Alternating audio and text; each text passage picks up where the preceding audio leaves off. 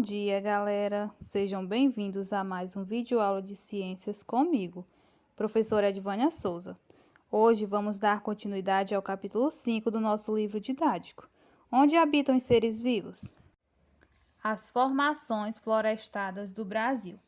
No Brasil e no mundo existem vários tipos de florestas. A ocupação humana desses ambientes fez com que, atualmente, restassem poucas matas nativas. Conhecer melhor os biomas florestados é o primeiro passo para a conservação, fundamental para a sobrevivência do próprio ser humano. Os biomas brasileiros que são a floresta amazônica e a Mata Atlântica. Na Mata Atlântica há uma região florestada na qual predomina a espécie araucária augustifolia, popularmente chamada de pinheiro do Paraná. Por isso, essa área é conhecida por Mata de Araucária. No Brasil, há regiões de transição entre dois ou mais biomas vizinhos, que apresentam algumas características e espécies próprias desses ambientes. A Mata dos Cocais é uma área de transição entre a floresta amazônica, região úmida, e a caatinga, região mais seca, e é classificada como uma formação florestal incluída dentro do bioma da floresta amazônica. Ao longo de praticamente toda a costa brasileira, na foz de rios, encontramos uma vegetação de árvores mais baixas, formando um manguezal. Alguns cientistas também classificam o manguezal como um ecossistema marinho costeiro. As formações abertas do Brasil. As formações abertas são constituídas por uma vegetação em que predominam plantas de pequeno porte, como herbáceas, e arbustos.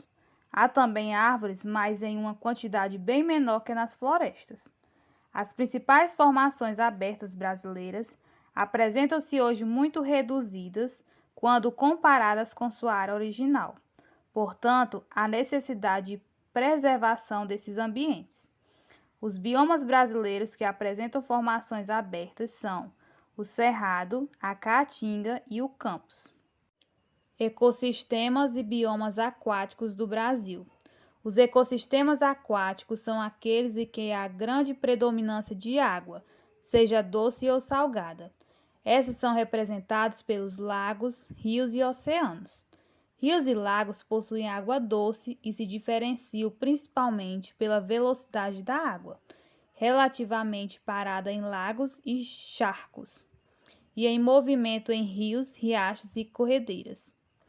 Já os oceanos possuem água salgada e em constante movimento.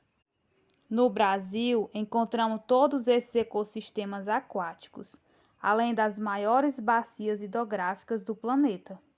Temos muitos lagos e lagoas, inclusive artificiais, e uma faixa externa de litoral com várias ilhas e algumas barreiras de recifes e atóis.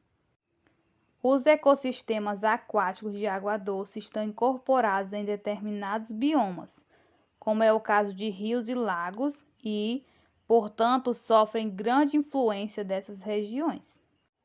No caso dos oceanos, devido à grande extensão que ocupam, podem ser considerados biomas marinhos e têm alguns ecossistemas característicos, como as praias, os recifes de coral e os costões rochosos.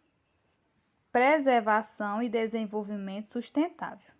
Todos os seres vivos interagem com o ambiente, buscando obter dele tudo de que precisam para sobreviver.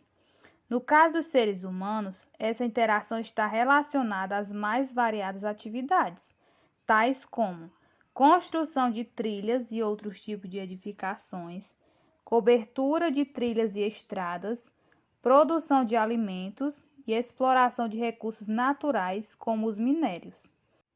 Essas intervenções humanas podem provocar mudanças irreversíveis no ambiente ou alterações de difícil recuperação. Para manter a estabilidade dos ecossistemas e dos biomas, é preciso promover ações que respeitem a capacidade dos ambientes de se recuperar dos impactos causados pela ação humana. A recuperação de ambientes degradados também faz parte de uma política de preservação ambiental. Entre as principais consequências da degradação ambiental temos a poluição do ar, da água e do solo e a extinção de espécies. Desde 1973, de acordo com a convenção realizada em Genebra, na Suíça, as nações começaram a se preocupar de maneira global com os impactos do ser humano no ambiente. Em 1992, ocorreu no Rio de Janeiro, no Rio 22 ou Eco 22, um evento mundial no qual se propôs o conceito de desenvolvimento sustentável. Segundo esse conceito, as interações do ser humano com a natureza devem ocorrer tendo em vista a preservação dos recursos do ambiente para as gerações futuras. Outros encontros mundiais ocorreram posteriormente, sempre buscando estabelecer um equilíbrio entre o uso de recursos naturais com a preservação do ambiente.